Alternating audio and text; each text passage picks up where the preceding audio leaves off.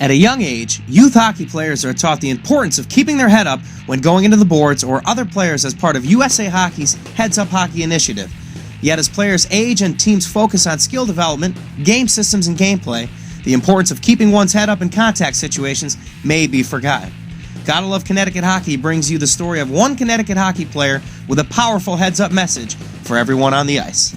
We got to the rink, got out. I played a couple shifts, and then during one shift, I stepped up to hit somebody, and me and two other teammates were going after the same guy, and my skate got caught on another teammate's stick, and I fell forward, and the top of my head hit the opposing player's hip.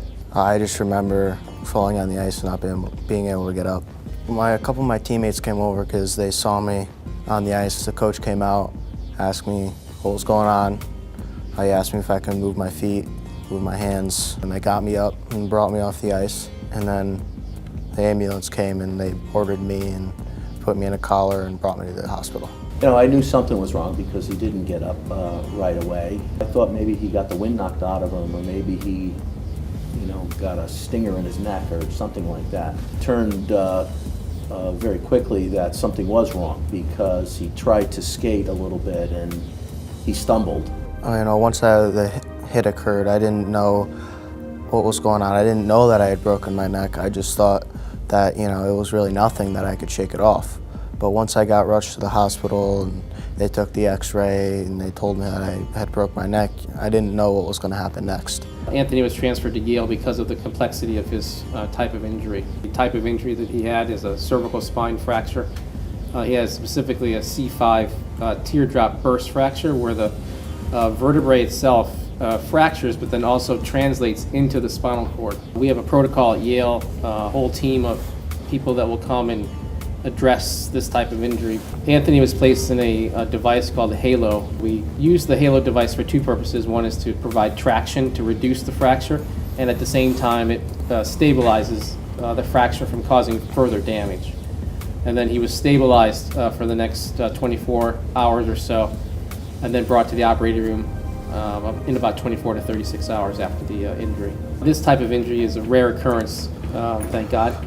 And I think a lot of reasons is that we coach our kids to keep their heads up. His head position ended up such that the top of his helmet impacted the other player's body. If his head had been upwards, facing forward, that may have mitigated the type of injury that he had and might have even inhibited it from happening altogether.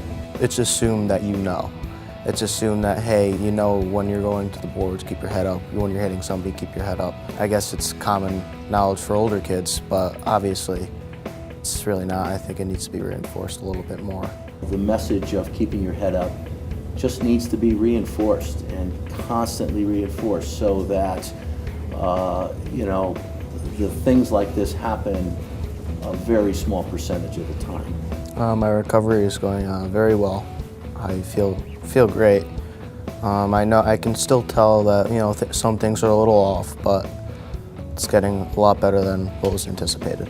Anthony's a terrific kid, and he's been working really hard. His positive attitude has had a lot to do with his recovery, but he's been really, in somewhat, his own doctor a lot by doing the rehabilitation that he needs to do, wearing his collar, eating the right foods, and just overall just being careful with his recovery. I hope for next year is that I get into a good college and go and complete my college life, just as I would if anything would have happened. Long term, I think he's going to reach almost a near full recovery from a neurological perspective, but from an everyday activity standpoint, he should be able to finish high school, finish college, go on and lead a productive life.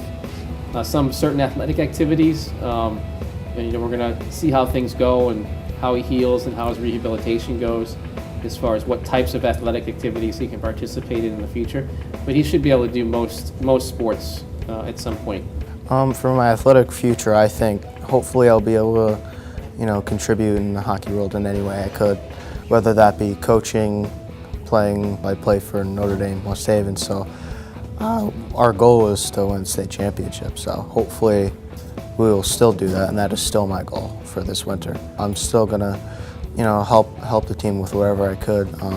Hopefully, Coach Belcher gives me, I'll do whatever he wants me to do. The hockey community did a lot to reach out to Anthony and us as a family to help us get through this. It was amazing how many people called and texted and reached out to us. I can't even count how many cards I've received from not only, just my friends and family, but just hockey players that I've played with since I was mites, and even the hockey players that I played with just at mites, and I haven't seen them for years.